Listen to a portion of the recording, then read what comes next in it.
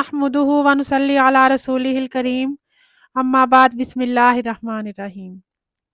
مومنوں مژدہ کہ رمضان کا مہینہ آیا، فرش والوں کے لیے عرش کا زینہ آیا، عاصیوں کو لب ساحل سے لگانے کے لیے رحمت خاص کی جانب سے سفینہ آیا۔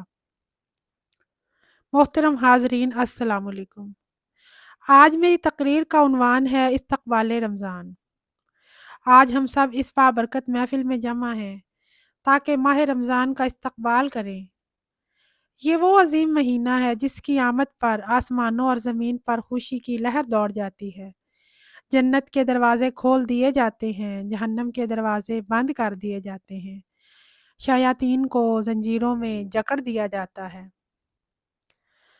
اس پاک پروردگار کا کروڑ ہا شکر ہے کہ اس نے ہمیں ایک بار پھر اپنی زندگیوں میں وہ مقدس مہینہ نصیب فرمایا جس کا انتظار نہ صرف زمین والے کرتے ہیں بلکہ آسمان پر فرشتے بھی اس کی برکتوں کے منتظر ہیں۔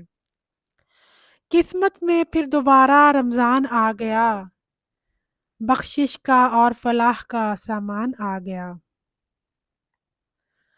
عزیز ساتھیو، رمضان صرف بھوکا اور پیاسا رہنے کا نام نہیں ہے، بلکہ یہ صبر، تقویٰ اور اپنے نفس کو قابو میں رکھنے کی تربیت کا مہینہ ہے۔ یہ ہمیں سکھاتا ہے کہ ہم اپنی خواہشات پر قابو پائیں۔ معزز حاضرین، رمضان کا استقبال محض گھروں کی صفائی یا افطاری سے نہیں بلکہ اس کا استقبال گناہوں سے توبہ کر کے، اللہ کی عبادت کر کے اور غریبوں کی مدد کر کے ہوتا ہے۔ سچا استقبال یہ ہے کہ ہم اپنے ارد گرد ضرورت مندوں کو اپنی خوشیوں میں شامل کریں۔ آخری بات، جو شخص رمضان سے محروم رہ جائے یا اس میں غفلت کرے تو وہ واقعی بد نصیب ہے۔ اللہ تعالی ہمیں رمضان کی برکات سے فیض یاب فرمائے، ہمارے روزے قبول فرمائے اور گناہ بخش دے، آمین۔